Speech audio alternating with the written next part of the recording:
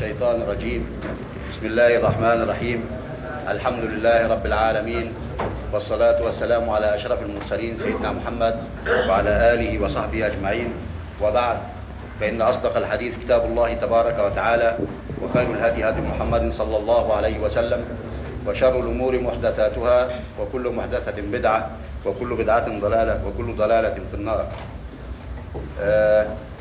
Our guests, brothers and sisters in Islam, Assalamu alaikum wa rahmatullahi wa barakatuh. Here in the center, Islamic Culture Center, we welcome you all.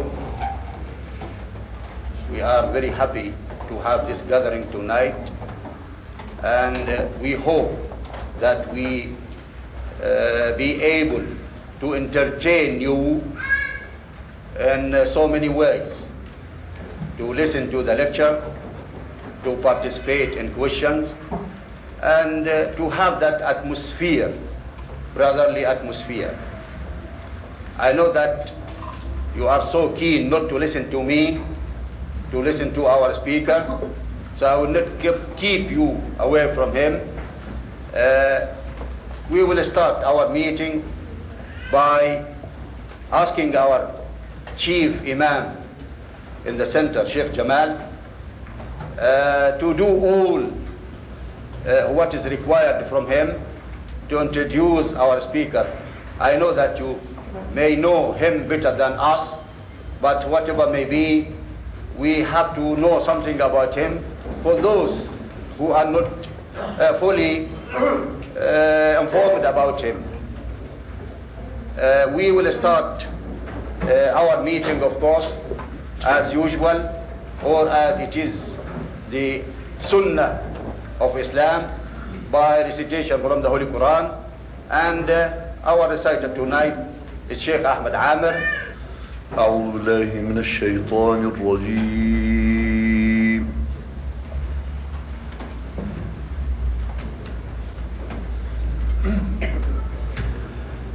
بسم الله الرحمن الرحيم.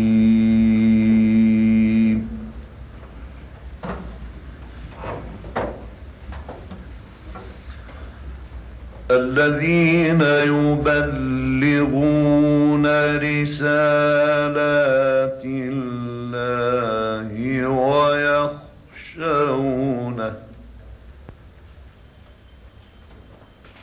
ولا يخشون أحدا إلا الله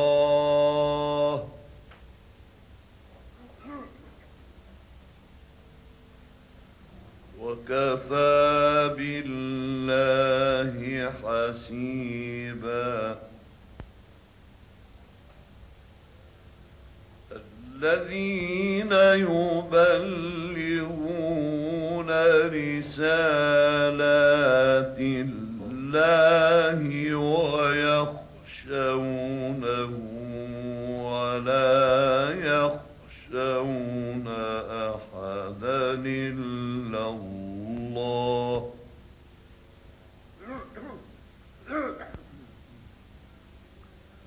ولا يخشون أحدا إلا الله وكفى بالله حسيبا.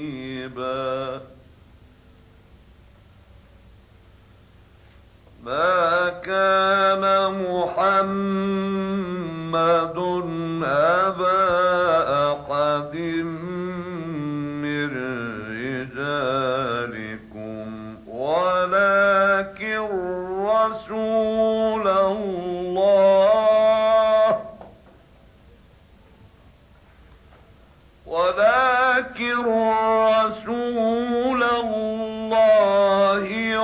وخاتم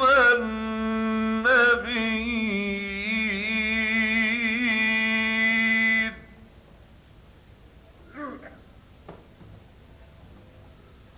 وكان الله بكل شيء عليما.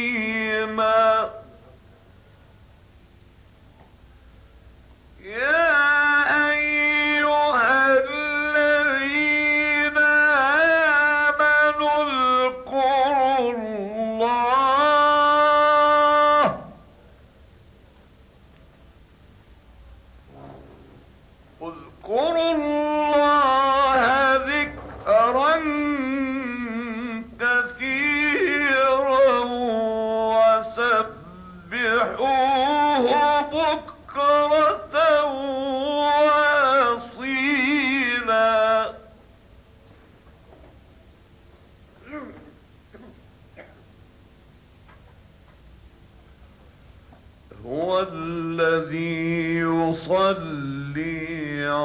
عليكم وملائكته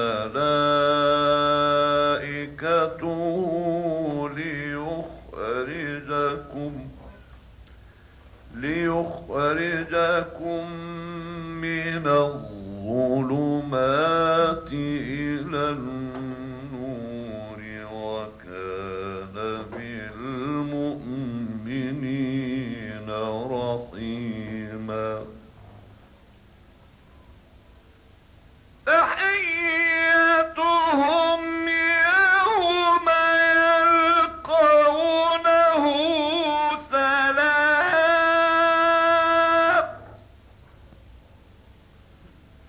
تحيتهم يوم يلقونه سلام وأعد لهم أجرا كريما.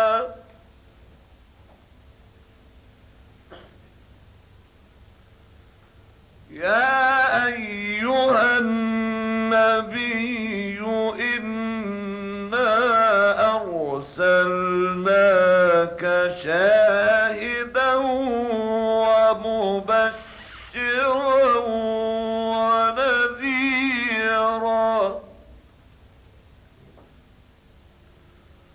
وداعيا إلى الله بإذنه وسراجا منيرا. وداعيا إلى الله بإذنه وسراجا منيرا. وبشر المؤمنين بأن لهم من الله فضلا كبيرا.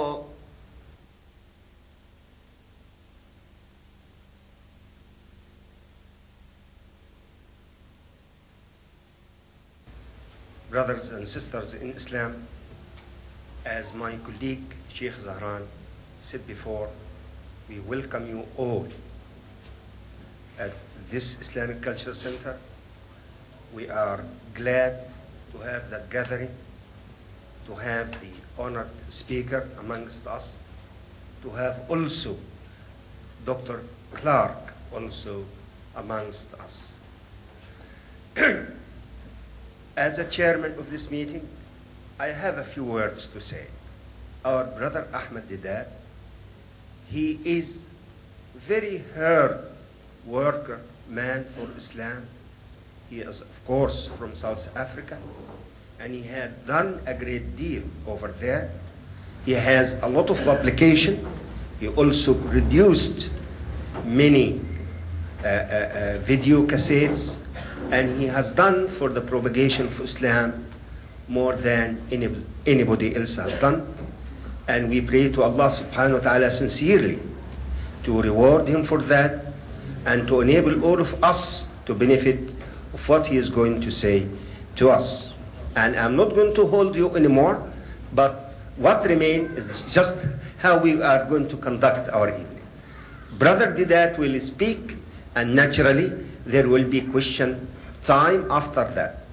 But although Brother Deedat look young, much younger than I am, I should imagine 1.5 hour exercise is quite more than sufficient.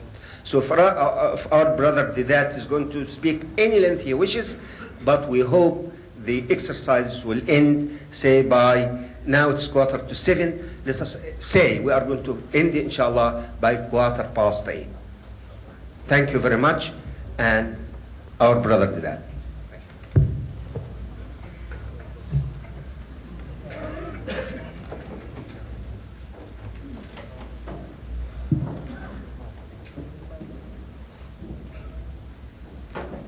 قال رب اشرح لي صدري ويسر لي أمري واحلل عقدة من لساني يفقهوا قولي. أعوذ بالله من الشيطان الرجيم. بسم الله الرحمن الرحيم. in kullu man fis samawati wal ardi illa atir rahmani abda. Sadaqallah al-Azim. Mr. Chairman, our distinguished visitors, Dr. Floyd E. Clark from America, and my dear brothers and sisters, the subject, the topic, as described by the chairman, is quite a stupendous task that has been given to me this evening. I am a student of comparative religion, but the topic is of a higher intellectual nature than that fits into my capacity.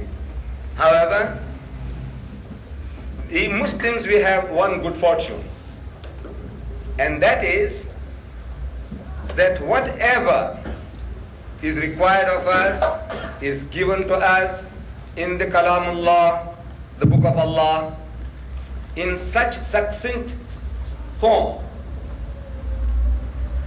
that it's hard for philosophers and critics and intellectuals to imagine.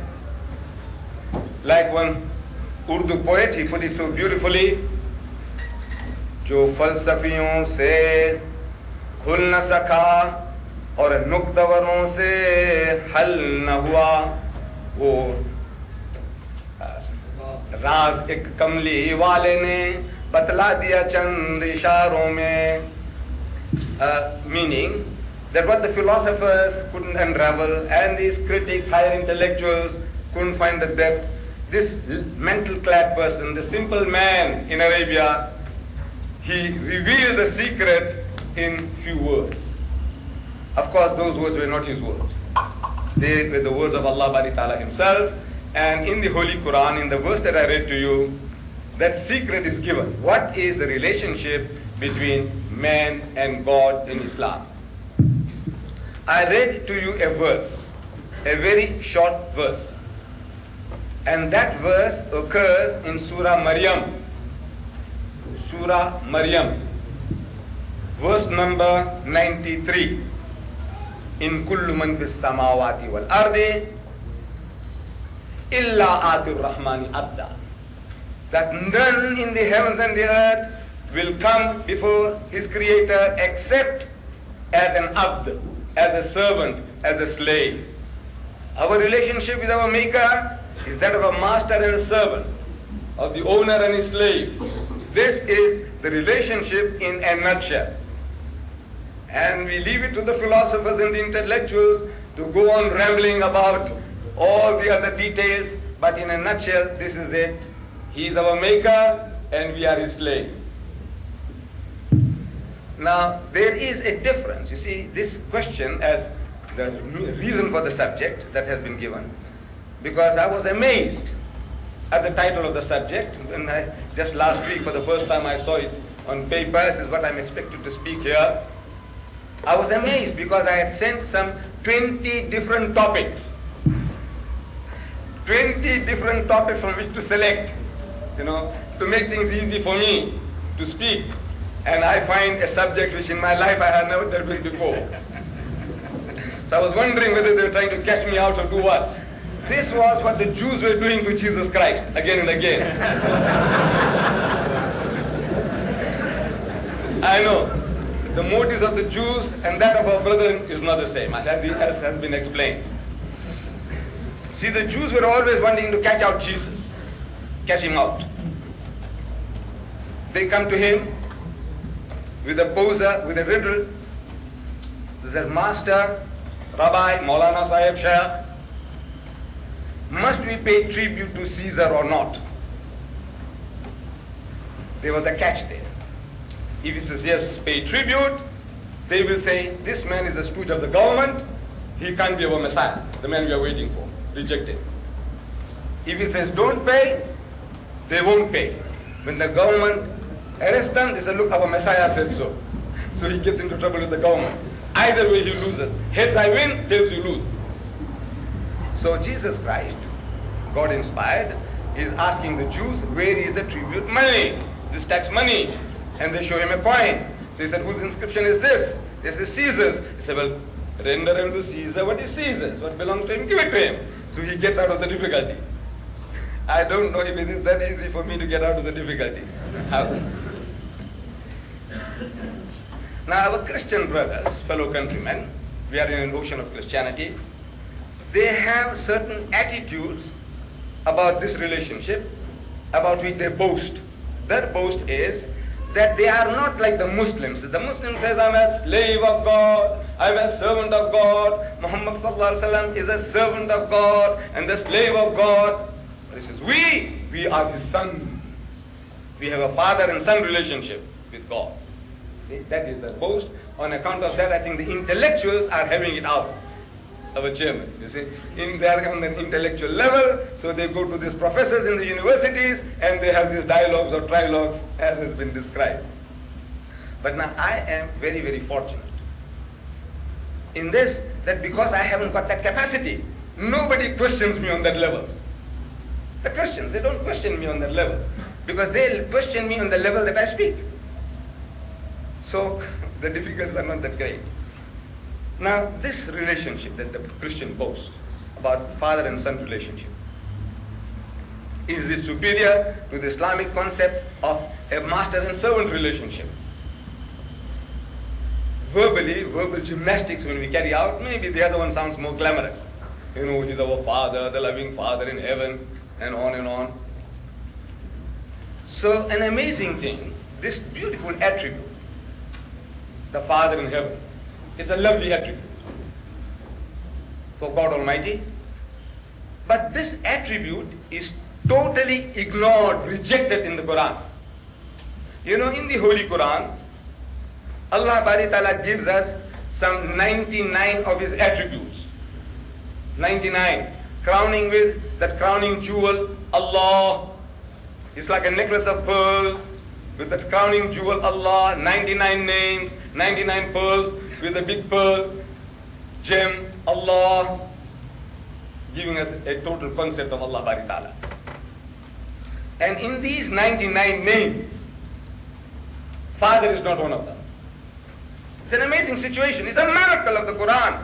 This very simple fact that for 23 years, this man of God consciously or unconsciously kept that word Father out of the book is a miracle in itself. For 23 years, this word is being dangled before him like a golden carrot. Catch it, and he doesn't catch it. He is, as Allah describes himself in the Holy Quran, Wallahu alladhi la ilaha illa hu. He is Allah, besides whom there is no other God. Al-Malik, the King, Al-Quddus, the Holy One, As-Salam, the source of peace and perfection, and on and on and on. 99 different names, but Ab is not one of them. Instead of Ab, we have Rabb. And Rabb is a far more difficult word than Ab. A-B-B, Ab, in Arabic, in Hebrew means father, Abba, Ab.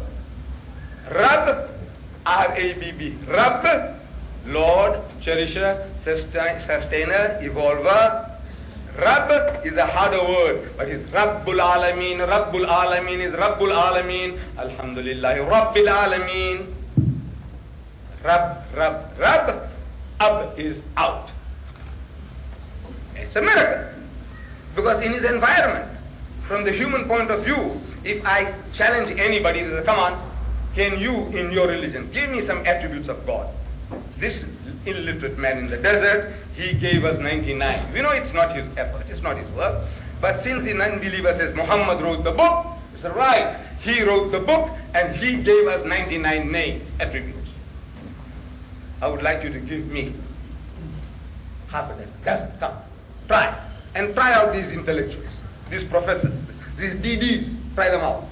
Come on. Give me attributes of God. So, almost the very first one will be the Father in heaven.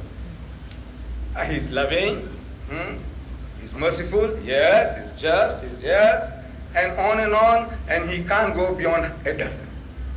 The greatest intellectual that you will come across, he can't go beyond a dozen. I said, this illiterate man in the desert, if you say he did the job, he gave you 99. So he said, well, he was a genius. And a genius can do 10 times better than the ordinary clever guy. Maybe so. But I said, you see, that is not the real miracle. The real miracle is that he kept this one out. The one that is kept out, that makes it a miracle.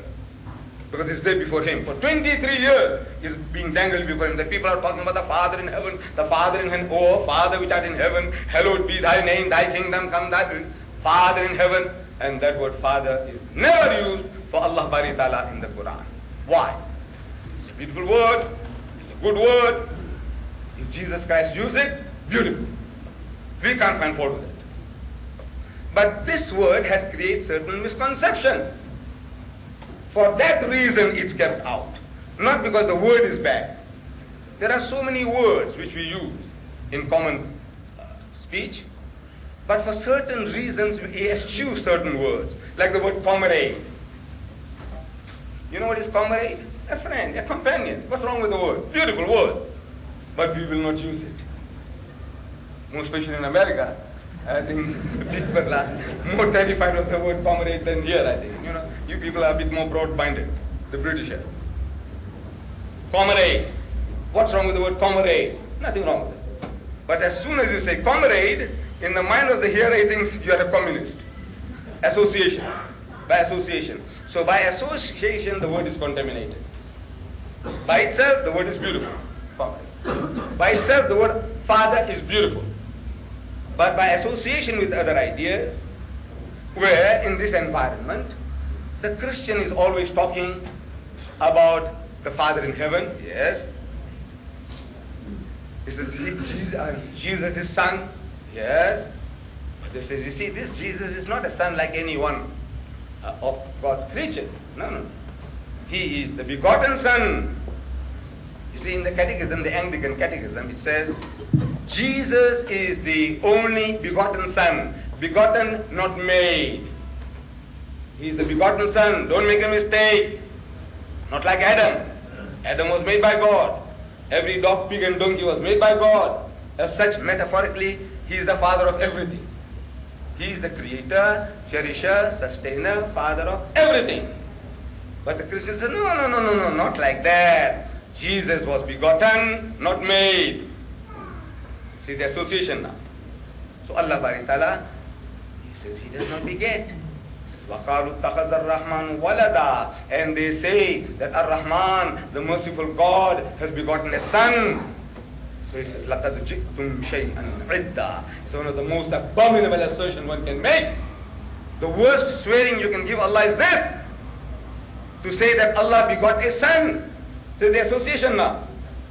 Jesus is the only begotten Son. Allah says, Lam yalid wa lam yulad. He does not beget and is not begotten. The other one says he is begotten, not made. He wants you not to make a mistake, to think that He made Jesus like anybody else by His act of will. No, He begot. So by association now, that word is contaminated. Therefore, Allah made us to eschew that word. Keep away from using that word. Because there are people in the world, of course the philosophers say he knows it doesn't mean that. I say, I know it doesn't mean that. But there will be millions who will be misunderstanding this term and expression. So says, keep away from it. Keep that word out of the book. Is this miracle, one of these little miracles of this book, the Quran. Now, I read this verse to you from Surah Maryam. If you have a Quran at home, I would like you to go and check it up. And it's a very good habit. Whoever talks to you, lectures to you, and if he gives you a reference, make a note of that reference and check it up. Because by checking it up, your knowledge increases, and what you have heard becomes your permanent property. Otherwise, it's a good entertainment. I know we all like to be entertained. We're listening to lectures, we laugh, we joke, and we go away, it's this fantastic lecturer, like this and like that, and it's gone. But if you delve a little deeper into what the man has said, most especially with the references, and when you're checking it up a second time, whatever was said becomes a permanent fixture in your computer. And from there on, you can pass it on, and it becomes firmer and firmer in your mind.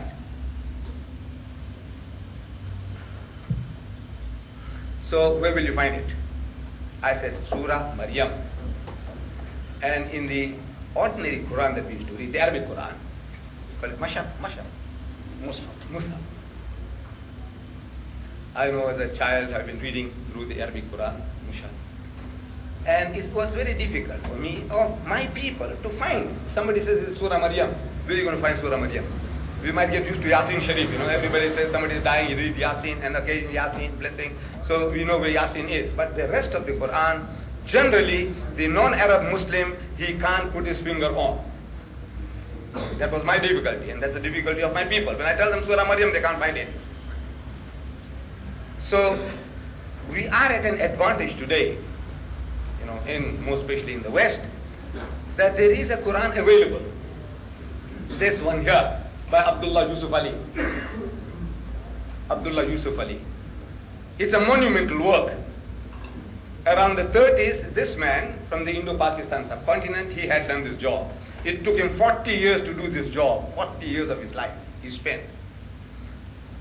And his language, this English, is so beautiful that a lot of English people, when they read it, they can't believe that an Oriental could have done this work.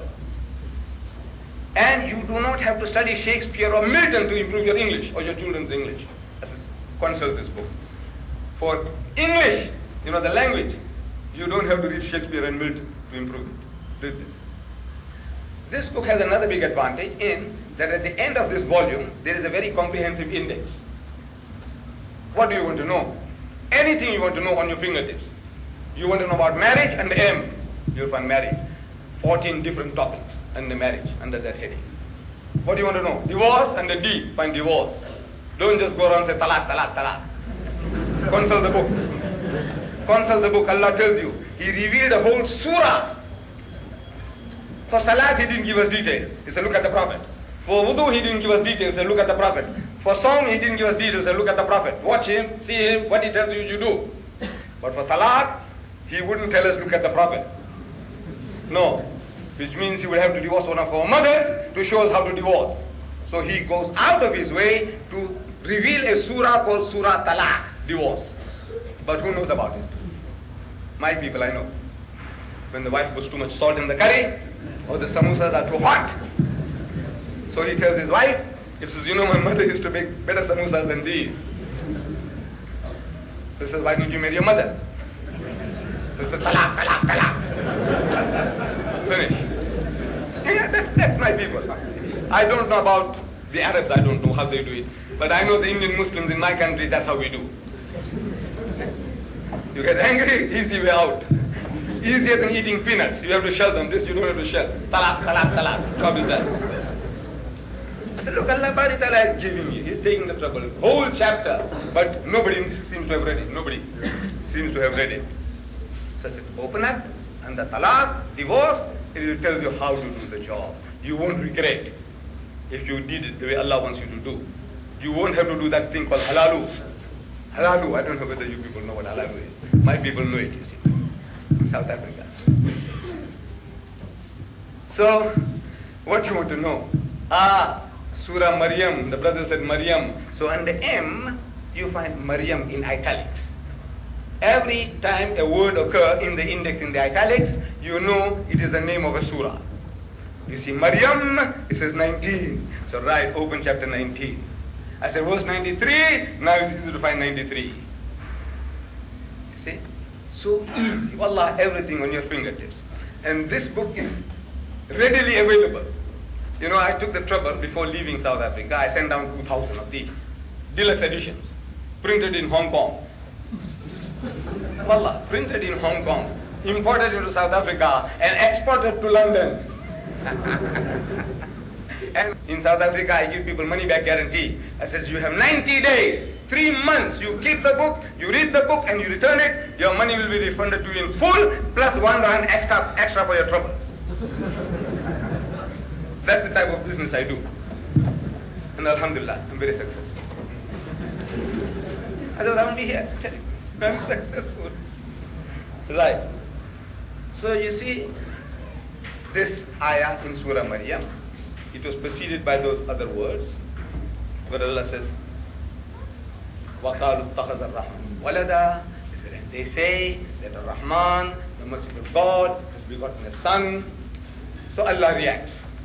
So لَقَدْ جِئْتُمْ شَيْئًا عِدًّا. It's one of the most abominable assertions one can make. So تَكَادُ السَّمَاوَاتُ يَتَفَطَّرْنَ مِنْهُ. As if the skies are ready to burst. وَتَنْشَقَّ الْأَرْضُ. And the earth to split asunder. وَتَخِرُّ الْجِبَالُ حَدًّا. And the mountains to fall down in utter ruin. Such a horrible swearing they're giving Allah. This is it. Father and son relationship. Such a horrible swearing. That if the heavens had a feeling like you, emotions like you, the heavens would have fallen. And the earth would have split asunder and the mountains fall down in utter ruin. But nothing happens to the Muslims. Nothing.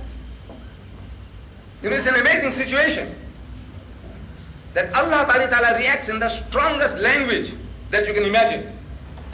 That if you want to swear me, if you want to abuse me, you can't abuse me anything worse than this, to say that I begot a son. Allah begot a son, because begetting is an animal act. It belongs to the lower animal functions of sex. I'm asking the Englishman, again and again. When I read his catechism, an Anglican, Christian, he said, excuse me sir, tell me now, when you say beget, begotten son, begotten, not made, what are you trying to emphasize? Will you please explain? What are you really trying to tell me?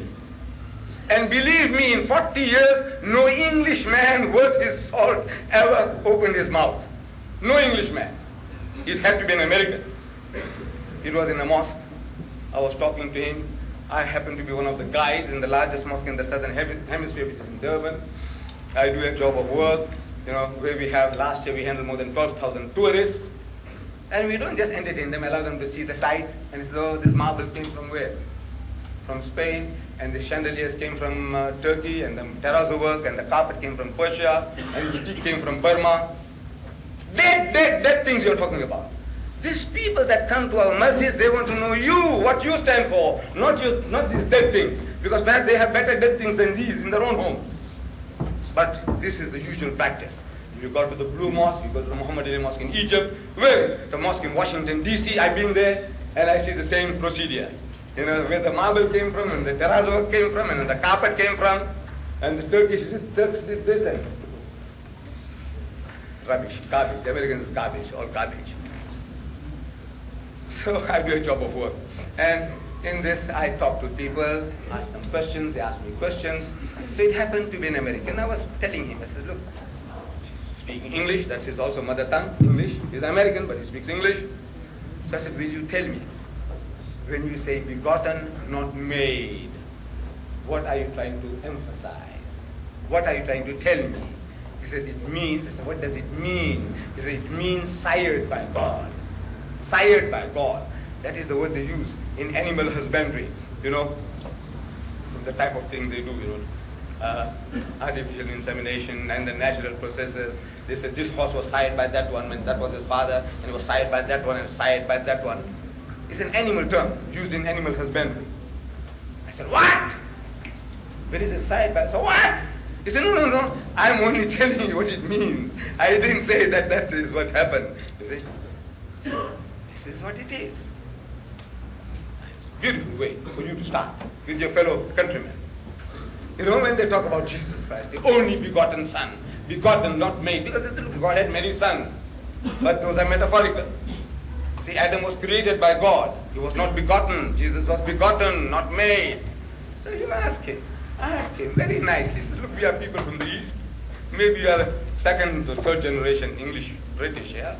But most of us I see are first generation people coming, and that language also betrays some bit of Pakistan or some bit of Bangladesh and some bit of Hindustan in their tongue when they speak English. It betrays to me, says, look, where you come from? I know where you come from. You see? So, for you it's so nice, so humble, in all humility. You said, sir, will you please explain? When you say begotten, not made, what are you trying to tell me? I don't understand. Will you please make it easy for me? And wallah, no Englishman will ever open his mouth. That is the best way of teaching him. The fallacy of what he's telling you. Ask him, simple question, humble question. Please explain to me what is to beget in your language. When you say begotten, not made, what are you trying to tell me? Now, this is the main reason why in Islam we say you approach Allah as an abd, as a servant, as a slave. And the slave of God is a free man. He is a free man. This idea of father and sonship, we know what it has done to the mentality of people. That familiarity they want to create with God, and what that familiarity has done to them. See, the example is there before you. In America, you see it. You see it here in Hyde Park. When I was here, I saw it on TV. 8,000 gays in London's Hyde Park advertising their way. Last June, in San Francisco, not this June, the previous June, 300,000 sodomites, which you call them gays, they gathered in San Francisco on a pilgrimage led by 50 lesbians on motorcycles. This is the type of attitude you have towards God. You know, he's like a friend to you, like your bosom pal. You know, you can behave anyhow you like with him. That awe, respect, reverence is gone. So, when you think like that, you behave like that. When now people generally ask, all these things, how do you get to all these sort of things? Which school, which university, which Darul Uloom you went to? Wallah, I went to no university, I went to no Darul Uloom. How does all these things come about?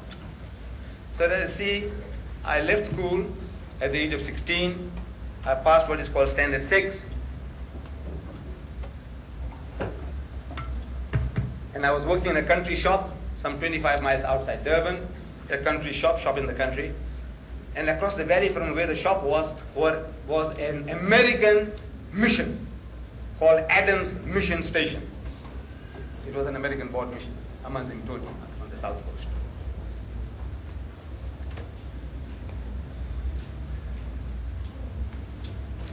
At this mission, the missionaries were being trained in comparative religion. And whatever they learned, they practiced on us in the shop. You see, I was a salesman selling sugar and salt, handkerchief, rice, things like that, little things. And all the other staff were like myself, all schoolboys, just left school. Cheap labor, you see. So we were there, and these missionaries, they come along, and they knock heads into us. The guy comes along, he says, he's buying his things, but he says, Muhammad has so many wives. I know nothing about that. Really, I knew nothing about that. He says, Muhammad, he copied his book, the Quran, from the Jews and the Christians. I know nothing about that. He says, Islam was spread at the point of the sword. I know nothing about that. The only knowledge I had about Islam, as well as my companions, was that we read the kalima. If I ever met any one of you then, and you say you're a Muslim, I say, can you read the kalima? He said, yes. I said, come on, read. So he said, La ilaha illallah Muhammad Rasulullah. I said, right. Pass. That's how I passed, and I passed everybody. You read the kalima, you're Muslim. What that meant, I didn't know. Wallah, I didn't know. I read it, that's a formula, magic formula, I'm a Muslim. I knew the way my father prayed, I prayed, the way he made wudu, I make wudu, the way he fasted, I fasted. I knew all that. But what about Islam? I knew nothing. What should I lie to you? And this is my people. This is what we were. We knew nothing. We were Muslims, we read the kalima. So these people are making life miserable for us. They didn't know that they were creating a monster for themselves. That they didn't know. See? If they only knew, they'd regret the day. Say, why did we touch this guy? Should have left him alone. So, still time. Take your time. Take your time. So what to do? Leave the job and run away? Or fight back? Now you can't fight back if you have no weapons. And jobs are hard to find. After high school, I was getting £6 a month, my wages. But at the end of the month, I didn't get the wages. I had to work another whole month to get the previous month's wages. That's how bad it was. What to do? So you great. What to do? Run away. But there's no way out. But I had a hunger for reading anything, everything, any rubbish will do. Read. It's a sickness. I had a sickness for reading. So one Sunday, nothing to do, I go into the boss's warehouse and rummaging through a pile of newspapers, I'm looking for some more readily, some nice reading material, like a magazine. We had something like the Farmers Weekly, we had the Outspan, Personality. I'm looking for anything like that in the pile of newspapers. So I'm going through, putting the newspapers one side. If I find something, I put the other side. I said, this, I'll take it into my room and read them, and going through. And Allah is Musabbibul Asbab. He is the creator of opportunities. See how he does it. How Lenin found that book. Lenin, Karl Marx, Das Kapital. He was in prison and he read it and he came out, he implemented it. One man, and today, 200 million, 1,000 million communists. Because one man read the book. This is what the potentiality of a book. This, I find a book, a worm-eaten book. Red cover, full of mildew. I take it up and start to sneeze. The book, it says, Izharul Haq. I-Z-H-A-R-U-L-H-A-Q. Izharul Haq. Sounds like Muslim. Izharul Haq. I have no knowledge about these things. Izharul Haq. Izharul Haq. It doesn't sound English, does it? No, to my mind, it is I-Z-H-A-R-U-L. Izharul H-A-Q. Izharul Haq. What is Izharul Haq? So I see in bracket, in small writing, it says the truth revealed. So maybe that means this. Let's see. So I open the book. And it is a book about the British conquest of India. My country. That when the British conquered my country, they realized that at any time, anybody that will give them trouble in their country will be the Muslims. Because power, rule, dominion was wrenched out of their hands, and once you have tasted power and rule, you want to aspire for it once more. So if we can convert the Muslims, they reasoned, if we teach them to turn the other cheek, we can rule them for 1,000 years peacefully. The Hindus were as docile as the cows that they worship at that time. No problem. So they started pouring in the missionaries into India like frogs in the rainy season. Do you have frogs here? In the rainy season? We have them. Like frogs in the rainy season. And they started challenging the Muslims to public debates. At first the Muslims were reluctant. These are our rulers, and if we talk too much, if we argue too hard, they might send us to Kalapani, those black waters in the Andaman Islands. Who wants to go there? So keep out of it. Keep out of trouble. And we have been emasculated too, to quite a long, great extent. The Muslims. Even now you find them all over the world, the Muslims.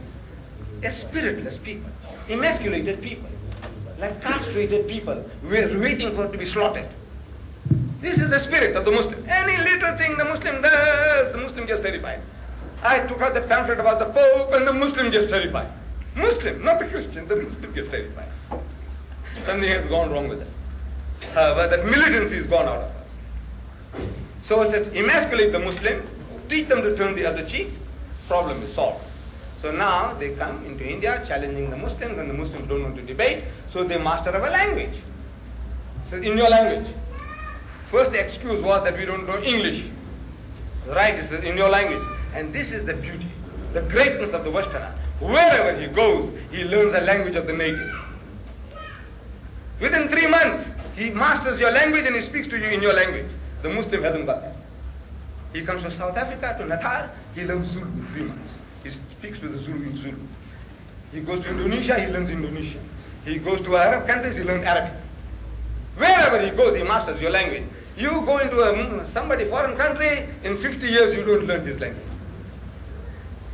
And I think an Arab saying goes, Man ta'allama lughata qawmin amana sharrahum. If you learn the language of a people, you will be able to avoid their violence, save yourself from their machinations. I'm able to do that to a great extent now. See?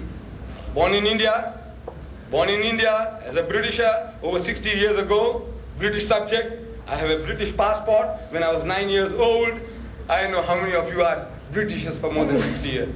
I am. Not having seen an Englishman in my life, up to the age of 9, I go to South Africa, and now I'm coming to the hub of the British metropolis and speak to him in his language and tell him, now come sir, talk to him, reason with me in his language. And he can't get away with it because I understand his language, what he's talking about. So I can ask him, Excuse me, sir, will you please explain what is to beget in your language? Because I know what it means. I want you to tell me. I want you to open your mouth. So, mastered our language and challenged the Muslims to public debates. Now, the Muslims had no excuse. The young men tell the elders, he said, look, Saab, ये तो हमारी ज़बान के अंदर हमारे साथ बहस करने मांगता है. This guy wants to debate with us in our language. How can we say no now? So Maulana Abdul Aziz of Delhi, he was forced to take up the challenge. And there was a reverend founder from England who was taking a lead in that debate expedition. And according to the appointed time and date, the debate starts. And I'm told in the book, I'm reading this in the book, that 100,000 people gathered at that great meeting. I don't know how voice was carried those days. But somehow the people loved it, they enjoyed it. Even if they didn't hear, they could see what's going on at a distance. 100,000 people gathered. And the Reverend began, Reverend Paul. So he began by requesting the Maulana. He said, Maulana Sahib, respected learned man, please get started. So the Maulana Sahib reasons. He says, you are our elder brother. Christianity precedes Islam by 600 years. As such, you are our elder brother, and according to our culture, you have the first choice. Secondly, you are our guest. No doubt an unwelcome guest, but a guest at that. So as such, according to our culture, you have the first preference. So the Reverend was forced to begin. And he began with a question. He says, Maulana Sahib, in Urdu, where is your Prophet Muhammad now? Your Prophet, where is he now? So the Maulana thought for a moment, and he said, he is in Jannatul Firdaus with Allah subhanahu wa ta'ala. He is in blessed heaven with God Almighty. Out of that answer came the second question. He said, all right. You say he was in heaven. He's in heaven. Where was he when his grandson Hussein was martyred at Karbala? Where was he then? So again the Maulana thought for a moment, and he replied, he was still in Jannatul Firdaus with Allah subhanahu wa ta'ala, in blessed heaven with God. Where was he then?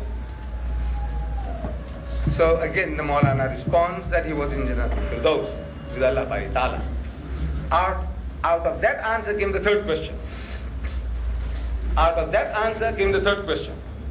He said, all right. If he was with his Allah in heaven when his grandson Hussein was martyred at Karbala, butchered at Karbala, didn't he ask his Allah for help?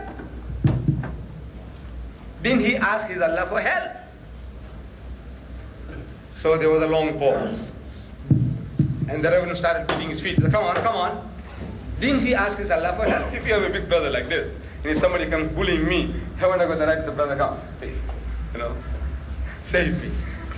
Didn't he ask Allah for help? So after a long pause, the Maulana says, yes, he did. So what did he say?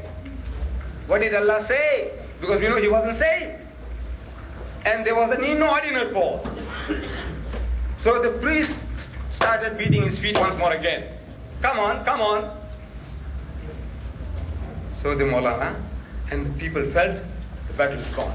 Battle is lost. Maulana ne humko mara diya. Khalas, this finishes that.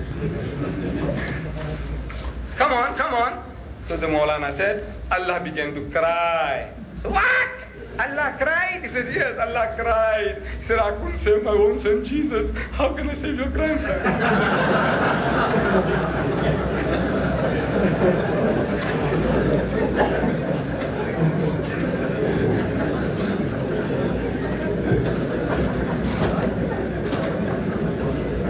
And the battle was over. You see, it was a matching of the wits. It has nothing to do with truth or falsehood. See, you try to be clever, you try to catch him out, he catches you out. Catch as catch can. You know that you do in wrestling. There's all in wrestling, there's catch as catch can. This is intellectual catch as catch can. Catch the other fellow out, he's trying to catch you out. But since then, the Christians have evolved different systems. They have, sophisticated. They're more sophisticated now. So they come into this, the verse I quoted you from Surah Maryam. So they have tried to find fault with the Quran.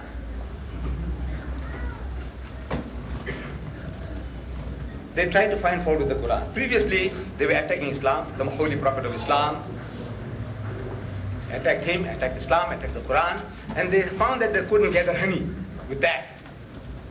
So they changed their methods. They are master psychologists. They are in the field for at least 300 years. They are doing the job. They know psychology. So they tried different methods. Now they write books by the Orientalists. So they write, it says Muhammad was a sincere man, but a false prophet. See, he was a sincere man, but a false prophet.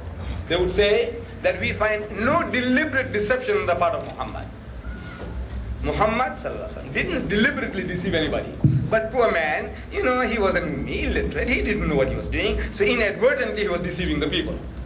We find no deliberate deception on his part. Now they study the Quran.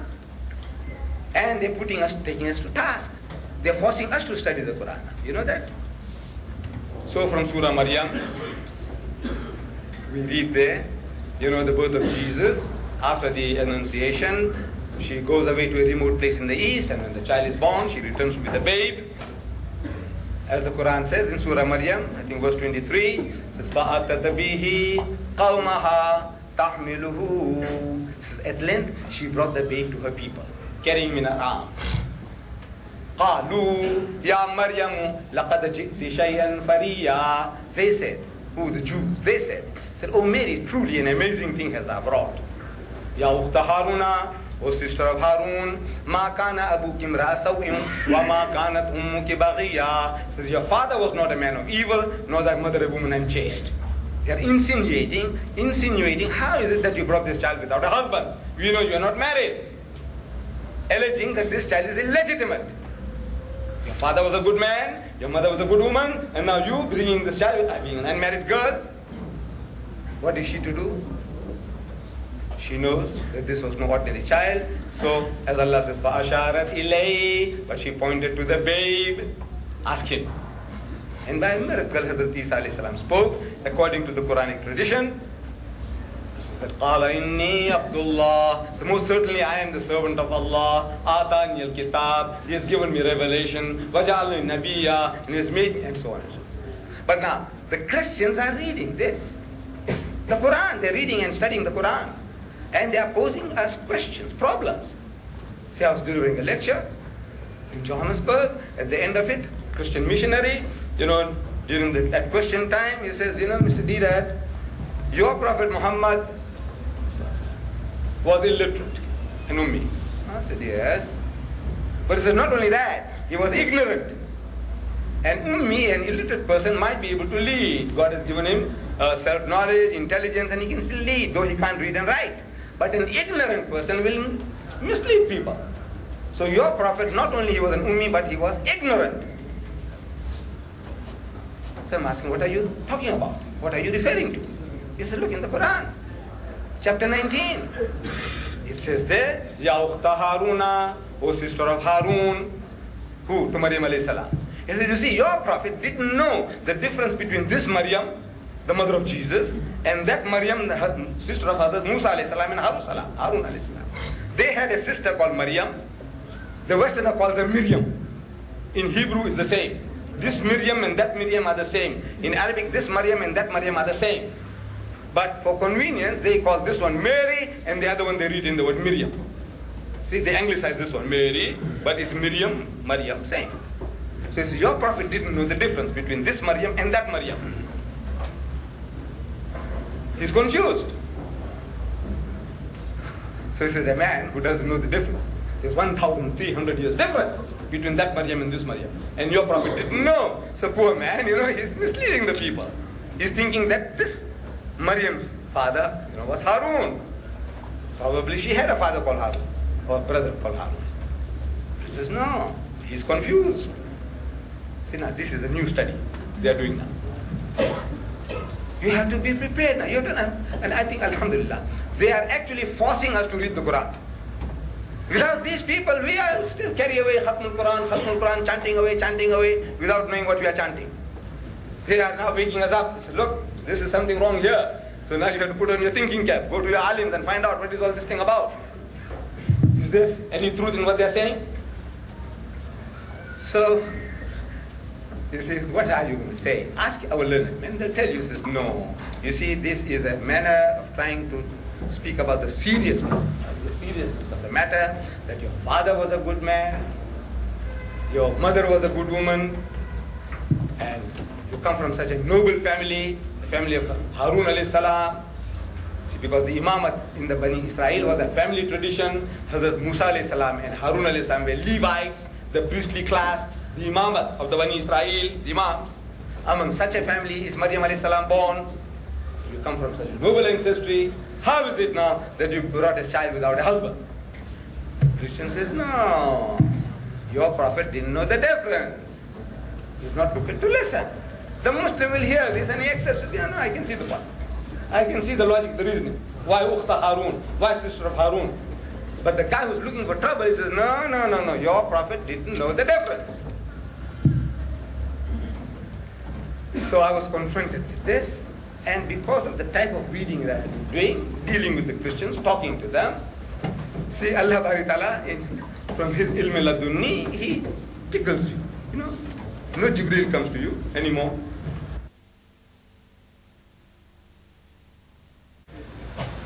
Anybody you come across who tells you he's hearing voices, take him to a psychiatrist.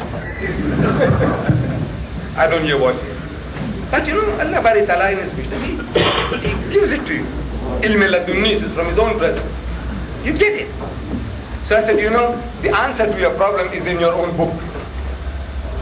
This problem you are creating, the answer is in your own book. He said, where?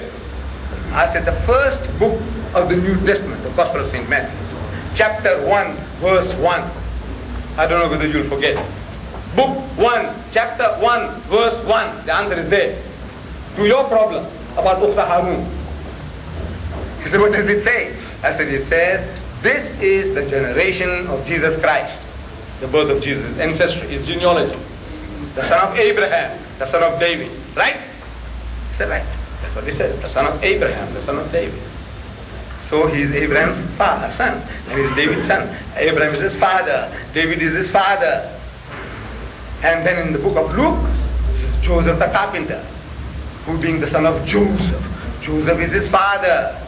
In the book of Mark, he said God is his father. A guy who's got 4 fathers. What do you call him in your language, colloquial language? What do you call him? A man who's got 4 fathers. What do you call him? I'm asking him, what do you call a guy who's got 4 fathers? What do you call him? He said, no, it doesn't mean that. He said, what does it mean? He says Abraham is his father, David is his father, Joseph is his father, God is his father, he's got 4 fathers. Jesus Christ. He said, no, it doesn't mean that. What does it mean? He says, no, you see, he comes from the prophetic tradition of Abraham and the kingly family of David. He's the supposed son of Joseph the carpenter, but really he's the son of God. I said, you see, and that's what I'm telling you, that Ukhta Harun does not necessarily mean sister of Harun. His son of Abraham doesn't mean son of Abraham. Then why should it say the brother of sister of Harun means sister of Harun? Now this is a different type of knowledge. You agree? And I know you don't find this in books. This is practical experience, things coming up. And they have become more and more sophisticated. So, you see, the Christian missionaries, they have evolved new systems.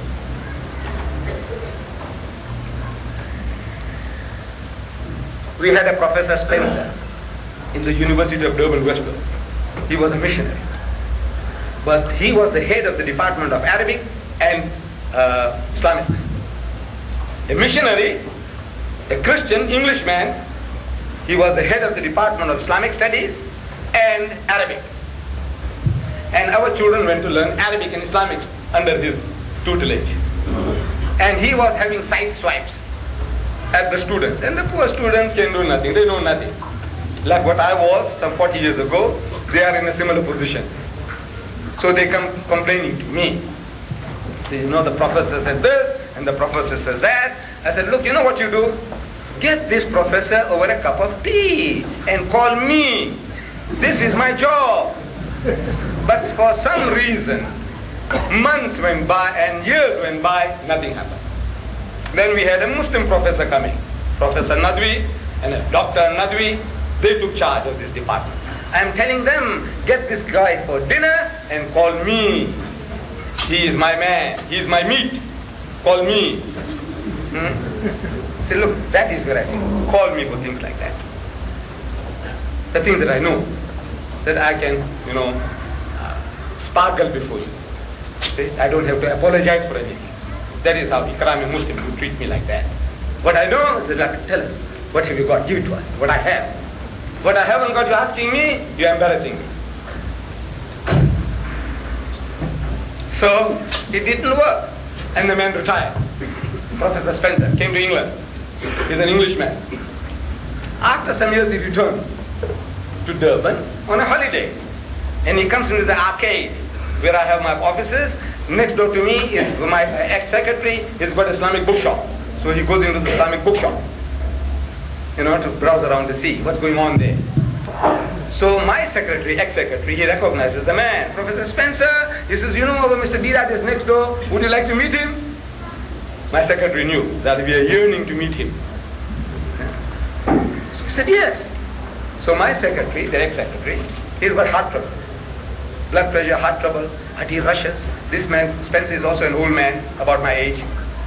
So he rushes and comes to me. He says, that professor, our Dusman, and he says, he understands our language, don't talk our language. He says, but before he could finish, the man is there in the doorway. He said, good morning, professor, good morning, come in, sit down.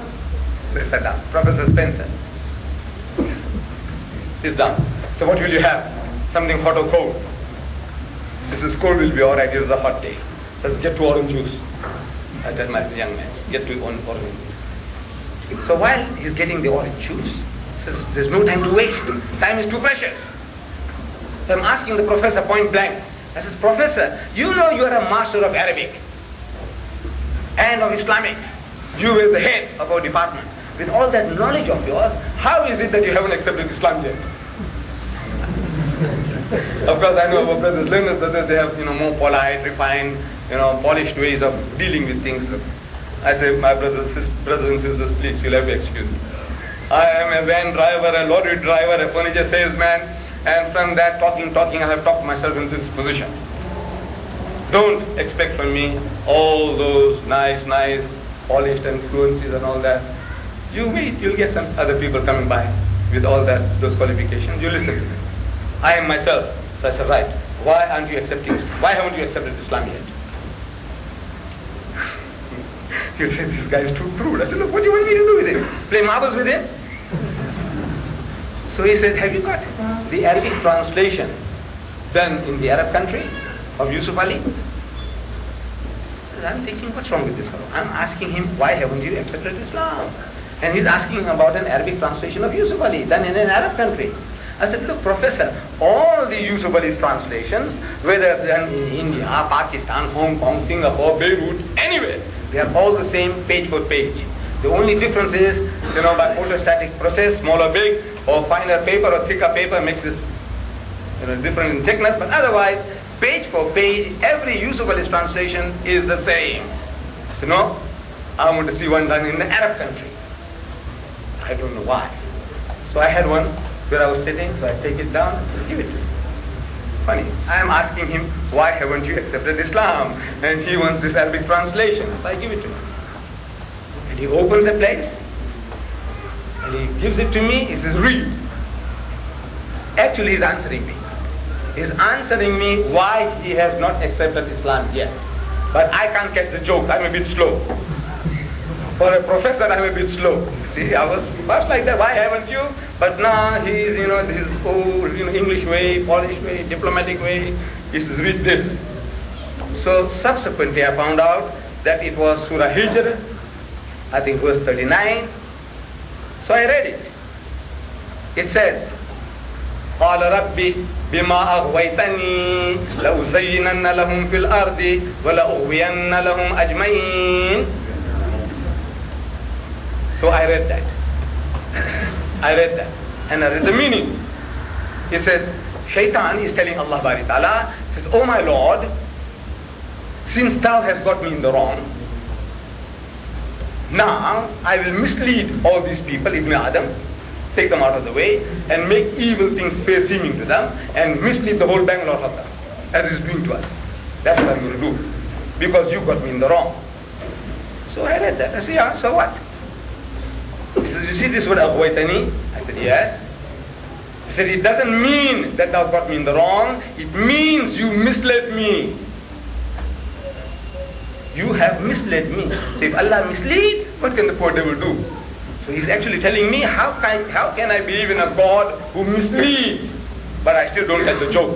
I'm telling you, I'm a bit slow in my thinking. See, this guy's too clever. He's an ex-professor. So I'm reasoning with him. I said, "Look, professor, surely there could be two different shades of meaning. One, what you say, and one, this one, what is written here." I said, "No. Have you got an Arabic dictionary?" I said, "No, I haven't got it. Even if I had, I couldn't consult it." I said, "No, I haven't got it." He said, "It means you misled me. Allah misleading Shaitan." So I said, "Professor, look, this simple English word run, R-U-N, run, has got 90 meanings. 90 different meanings. R-U-N, run, 90 meanings. Why not in Arabic, aghwaytani, have 2 meanings? I'm just simple, my common layman's logic, you see. If run, R-U-N, run, got 90 meanings, and you can't contradict me, then why not in Arabic this word have 2 meanings?" I said, "No, aghwaytani means aghwaytani, you misled me." So I said, "Professor, look, this is what the devil is saying. And the devil will say devilish things. That's his nature. We always do things like that, don't we? See, I make a mistake and I blame my host. You put me into all this trouble.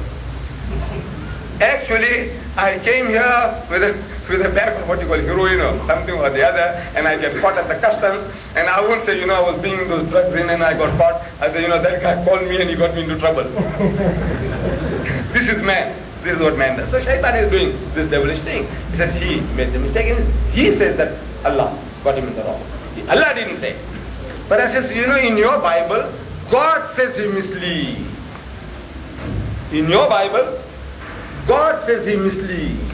Here Shaitan saying, if it is right, that you misled me. That's a devilish thing to insinuate. That he's a devil. He's talking devilish things.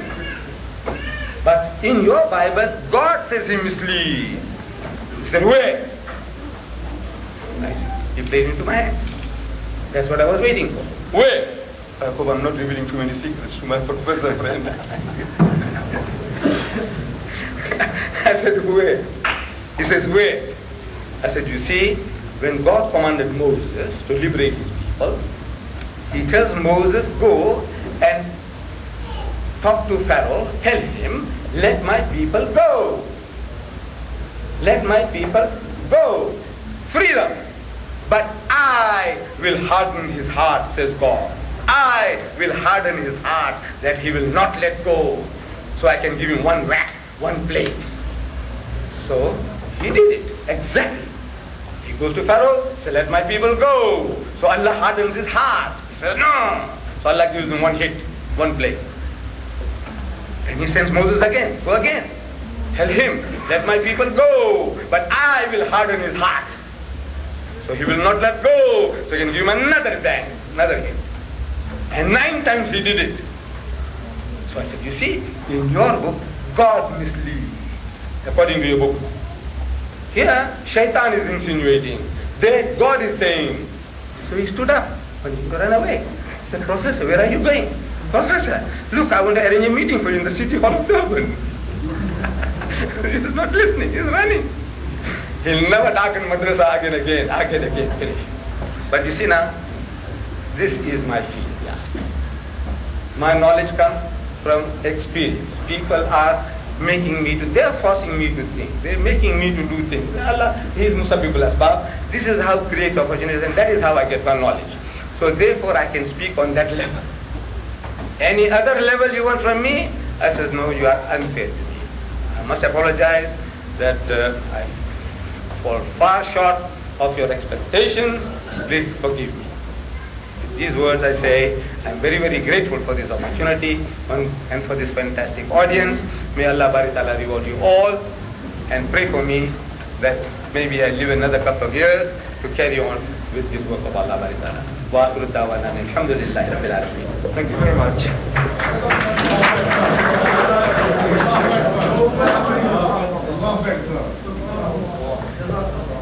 Right. Anyway, thank you very much, Brother Ahmed Deedat. First of all, please don't think that when we thought about the subject, we tried to create any problem. This was not our intention in any way. As I mentioned in my introductory remark, always when we go and speak to people, sometimes we are confronted with such questions. So we thought here there is opportunity to learn from elder brother who is experienced, who is in the field for many, many years. But nonetheless, what we heard, no doubt, it was enlightening, it was delighting also at the same time. If there is anything remain for me to say, and here again, with full frankness and brotherly feeling, I don't mean to be discourteous in any way. But again, when we go and to talk to people outside, always they try to judge Islam by the behaviors of the Muslims. And we see that as unfair to Islam. And from the same angle, yes, I share my brother Ahmed Deedat, the concern of the social diseases prevailing in the West. But it is not the product of Christianity as God has given it, but it is the product of man-made ideology and theories and so on. The other thing I wish to say, when Allah subhanahu wa ta'ala was discussing the question of humanity of Jesus in Surah Al-Ma'idah, alayhi wa ala nabiyina afdal salatu wassalam, in the language of the Quran, ما المسيح ابن مريم وأمه ما المسيح ابن مريم وأمه ما المسيح ابن مريم إلا رسول قد خلت من قبله الرسل وأمه صديقة كان يأكلان الطعام. Jesus, the son of Mary, was not but a messenger, and his mother was a saint, and both of them used to eat, and the Quran left the rest for the human understanding, because eating is followed by discharge and so on. So although blunt language sometimes it has to be done, it has to be adopted as electric shock, but on certain occasion again the Quran tries to lead us on certain sensitive area to use some sort of what Brother Ahmed Deedat rightly said, those intellectual, or those people who call themselves as intellectual, sometimes they run after words and try to polish things and so on. However, both approach are relevant in certain areas. Both approach are complementary and should be dedicated to the promotion of the Islamic teaching, of preaching of the right way to the people, inshallah. Is there any questions before, because we have about 15 minutes to go? Any questions to be raised? Yes, please. Could you kindly introduce yourself? Stand up, please. Could you kindly introduce yourself? My name is Stephen. I'm English and I'm a Christian. I'd like to say that the Bible agrees with what Ahmed Deedat was saying on one point here that Jesus was not begotten by sex or by any animal act. If you look at the Bible, I'm not a great theologian, I'm just an ordinary Christian, but I'll point to what the Bible says. This is St. Luke, the Gospel of Luke, chapter 1. Mary asks, how can she conceive Jesus since she is a virgin? And how shall this be? She said to the angel, seeing, I know not a man. She has not had sex with a man. And the angel answers, and this is what Christianity teaches, this is the Bible. The angel said to her, the Holy Ghost shall come upon thee, and the power of the highest shall overshadow thee. Therefore also that holy thing which shall be born of thee shall be called the Son of God. Now this is not an animal act, this is the Holy Spirit coming upon Mary, overshadowing Mary. Alright, this is not an animal act, not a human act, but this is God's act. This is a spiritual act. So we agree with you that Jesus was not physically begotten by some animal act. If you ask an Englishman what begotten means, we don't know, because the word begotten is not modern English. It's not a common word because it doesn't happen every day. The way Christ was conceived happened only once in all of human history, and the word begotten is simply a word in old religious texts. But if you look at Luke 1:35, you'll see what the Bible says about the conception of Christ. So it was a comment rather. Was it a question or was it a comment? Well, I was just replying to a... Anyway, if you wish, Brother Dedat will have salam. I'm very, very happy that Brother Stevens, has been quoting from the Gospel of St. Luke, where this good news was given to Mary about the birth of a Holy Son, and she naturally reasons with the archangel, how can this thing be when I know not a man? Meaning sexually. Know not a man, meaning sexually. Now in the Holy Quran, this is confirmed almost word for word. When the good news was given to Mary about the birth of a Holy Son, she says, قَالَتْ رَبِّ أَنَّا يَكُونُ لِي وَلَدٌ وَلَمْ يَمْسَسْنِي بَشَرٌ. She says, oh my Lord, how shall I have a son when no man had touched me? Or the Bible says, when I know not a man. Both meaning sexually. It's only a choice of words. But now the replies to that from the angel are revealing. You see, in the Bible, as you quoted just now, that the angel said, and the Holy Ghost will come upon thee. I'm quoting King James English. And the power of the Most High will overshadow thee. I know it doesn't mean sexually, but the language is sexual.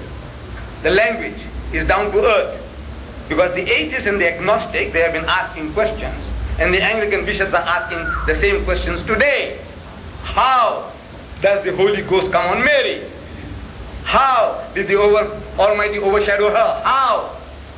Now the Quran says, the answer to that says, وَإِذَا قَضَى أَمْرًا فَإِنَّمَا يَقُولُ لَهُ كُنْ فَيَكُونُ. Said that whenever he decrees a matter, he merely says to it, be, and it is. God wills it, and the thing comes into being.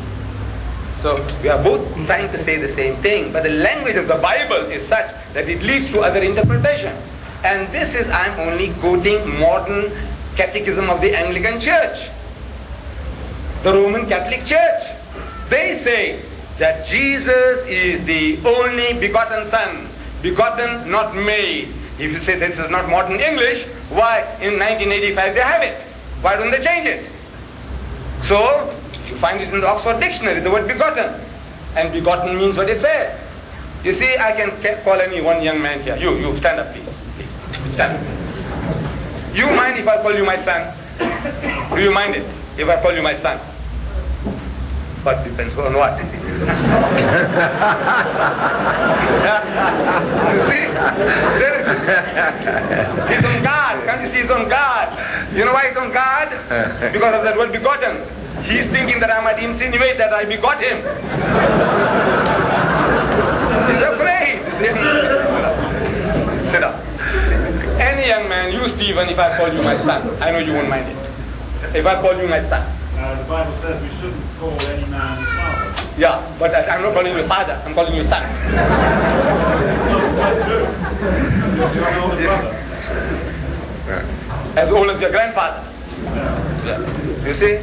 I mean, this is human language. Call a young man my son, my child. In the Zulus you call that. Nobody says it. Nobody minds it. But it's a person who doesn't know that relationship. If I call him my son, beta, in Urdu is a beta, means my son. No Pakistani or Hindustani will ever mind me calling him beta. Or your daughter is a beti, my daughter. You mind it? No. But if somebody who doesn't know the relationship is asking me, is he really your son? I says, no, you see, I love this young man. He loves me as a father, like a grandfather, so I call him a son. That's what I meant. But instead, if I said, yes, he is my begotten son, the meaning changes. That's why this young man was clarifying. The meaning changes. He says, yes, mera jana hua beta. When I say he is my begotten son, mera jana hua beta, which means I had something to do with his mother. When I didn't even know, doesn't know what she looked like. Can you see? So, when you say begotten, don't come out with the excuse that is not modern English, it is in the Oxford Dictionary. If you haven't got one, I'll get one for you, maybe from the library. And I'll show you, it is there today. Begotten means to beget. Begetting is an animal act. It belongs to the lower animal functions of sex. And we are not to attribute such a quality to God, in short. Now, man, how we philosophize and sophisticate and say men this and men that, the language itself is down to earth. We are both trying to say the same thing, that Jesus was born miraculously. We are going together. The language we take exception to. So the language you are using is down to earth language. For God and our relationship with Him, we must use the sublime language befitting Him and His relationship. You don't talk like you're talking to any Tom, Dick and Harry, your friends. See? So the exception that the Muslim takes is to the language that is being used. Any other questions in the meantime? Yes, just your name. Could you kindly identify yourself? Yeah. Sayyid Ahmed Shah. All right. I'd like to come back to the subject of God and manifestation. One thing that's important in Christ is among other qualities of Allah, one is Arham al-Rahimi. He's ever so kind. He's ever so benevolent. He's ever so forgiving. It's something that one feels like love. Now, if I were to consider love, then I'm not confused about fear of God, which is bombarded or created from time to time. Fear of God. Now, fear does not live inside of love. And all His attributes are lovable. How does it inspire you? If you read Yusuf Ali's translation, this translation, I tell you it answers all your problems.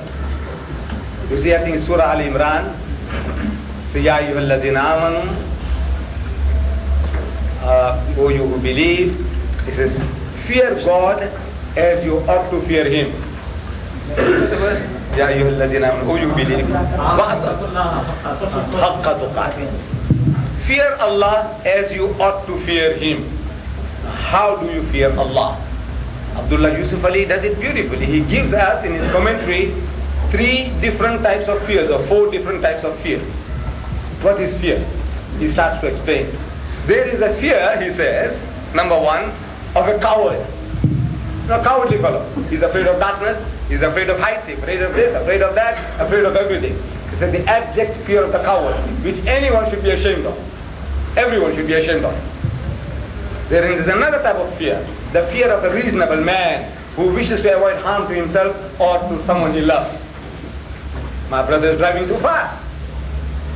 So, now the fear of protecting his friends, his family, forces him to slow down. He wants to drive 100 miles an hour.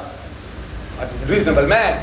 Or he sees the signs there prohibiting him, your speed limits. They'll catch you, they'll find you. The barrier line, you cross it, you'll be fine. So he's a reasonable man, he's trying to avoid harm to himself or to his family and friends. It's a laudable quality, that fear. And there is another type of fear which is akin to love. That you love this object of love so much that you fear to do anything against the will of the beloved. Like in a crude way, I can tell you about my wife. You see, I love her. No, she's been my life partner for more than 40 years, and had it not been for her, I wouldn't be here. You know, she encouraged me that I left her at home and I'm here for a month, going round and round, all that. But I have a certain love for her. And there are things that I will not say to her for fear that it will hurt her. You know, she's so sensitive. My wife, I'm revealing the secret to you. She's so sensitive that if I want to kill her, I don't have to touch her. I don't have to touch her at all. I don't have to give her cyanide. I tell you, with words I can kill her. I know her. I just have to say something every day. And she'll be dead. I tell you, she'll die. I know that being 40 years being with her, I can kill her like that. And no law in the world can get me. No. But I fear to do that. I want to have a second wife and a third wife and a fourth wife. I'm human. I'm an animal by nature. And I am polygamous in my mentality. But I can't do that. Why? I fear my wife. What? She's going to hurt me? No. She's so frail. If I blow, she'll blow away. She'll say I'm big and strong. But no. That fear, I fear her, is a love. My love for her, I describe it in another word, I say I fear to hurt her. But that fear is not fear of she hurting me or killing me or doing anything, nothing. Is that love. That is the fear of God. See, which Sulaiman alayhi salam says is the beginning of wisdom. The love of God. That you, because you love God so much, that you will not do anything to go against His will. Like that fear. So there are grades and grades of fear. The first one, everybody should be ashamed of. The second one, a reasonable man, he must take. Makes you to behave correctly. Fear of what? Getting hurt. Getting your family hurt. That fear is reasonable. And this fear is the bedrock of the love of God. Thank you. Sheikh Zahran proved himself very right when he said he's only a humble man, pretending that he doesn't know. You can hear his answer. You can listen to his answer now. Yes. You talked about the relationship between God and man being one of the master and servant, or slave. In my understanding, the most critical aspect between the relationship between God and man, or Allah and man, is one of love. There's such a position where Allah is free to love man, and man is free to love God. If man is a slave of Allah, he has no freedom to exercise his responsibility to love Allah. He is just an automaton. I'm sure everyone here, in their hearts, need to be loved by God. I need to be loved by God. If I'm a slave by God, cannot allowed to do anything, then I cannot exercise my freedom to love God. God, in my understanding, the beauty of the father-son relationship is that the son has that freedom to love his father God. And in that position, Allah returns, or God returns as a father. And he cares, he loves, he teaches, he nurtures, he disciplines, he guides, he beautifully proves the lots in that relationship. And all that time there's that security in a father-son relationship, that the man is tied to his creator God as a son. So my question to you is, if God is all-powerful, which we all believe, why in his power he cannot create a father-son relationship? Because to me, the most important event in the whole of history is the fact that man has been reconciled to God. We won't go into how that came about, I'm sure that we discussed on Saturday. But to me, if you're going to dismiss this father-son relationship, then you are dismissing the most important thing to man to know God.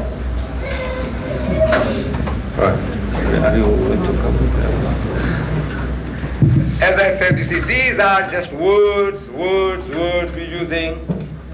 Whether we use this term or that term, Jesus Christ is spoken of in the scriptures as the servant of God. That servant is an insult to him.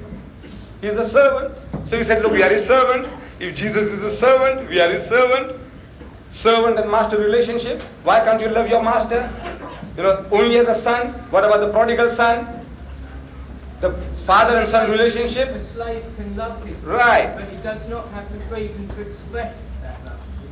Why hasn't he got the freedom? This God Almighty, look, He's given you the freedom. Adam, the first man, was he given the freedom of choice? Yes, he was. Right. So he was his servant and slave, is owned by the master, and yet he gave him his freedom. He said, look, I'm telling you now, go and enjoy yourself in the garden, eat anything except the fruit in the midst of the garden. You shall not eat, because the day that thou eatest thereof thou shalt surely die. And yet the man went and ate. Did he have the freedom of choice? He had. So you have the choice of loving God or denying Him. The prodigal son Jesus told you about. He's staying with the Father, that means with God. Both the sons, the good and the bad. One chooses to leave the Father and go out on his own. Who's the Father? God. And the Son is given the freedom to move. Then he moves. And he makes the choice of coming back. This is the relationship. The relationship is you have the freedom of choice, whether you use the term slave, servant or son, but because of the sonship business, you are creating another idea, which in the minds of millions of the Hottentots and the Bushmen and the Bantus and the Indians in India, whom we have Christianized in Indonesia, the type of understanding they have is a literal understanding of father and son, that God begot a son. Jesus is the only begotten son. And begotten, I don't know whether you say, is not modern language. You say it's not modern, I said, take it out of the Oxford Dictionary or the Webster Dictionary. It's there. Begotten is an animal act. So I said, look, since it's creating mischief, Islam abhors the use of words which have this type of meaning, where you can play with words. Thank you, Brother Dedat. Before we conclude our meeting, let me remind you again for the meeting on Sunday. I think this will provide you with ample chance to ask and bombard our Brother Dedat with many questions and Dr. Clark as many as you can. And it is a tradition of our meeting to conclude by reading Surah Al-Asr together. The meaning of Surah Al-Asr for our friends who are not Muslim and who do not understand the meaning, it says, Allah subhanahu wa ta'ala swear by the phenomena of time that man is on the course of loss, except that group who have faith in God and follow their faith, who confirm their faith by good deeds and exhort each other to adhere to patience and to the truth. So let us read Surah Al-Asr all together as a conclusion of our meeting.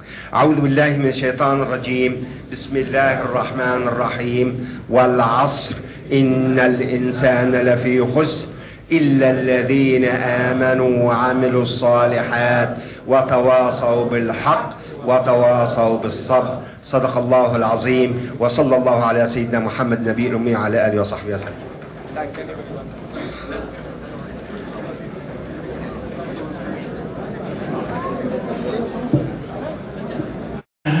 Is indeed from God. Does it contradict itself in as much as it says, Okay. سلام علي يوم ولدت ويوم أموت ويوم أبعث حيا. Therefore Jesus was born, He died and He rose again. The second question, if God... Oh, I'm sorry. The rule...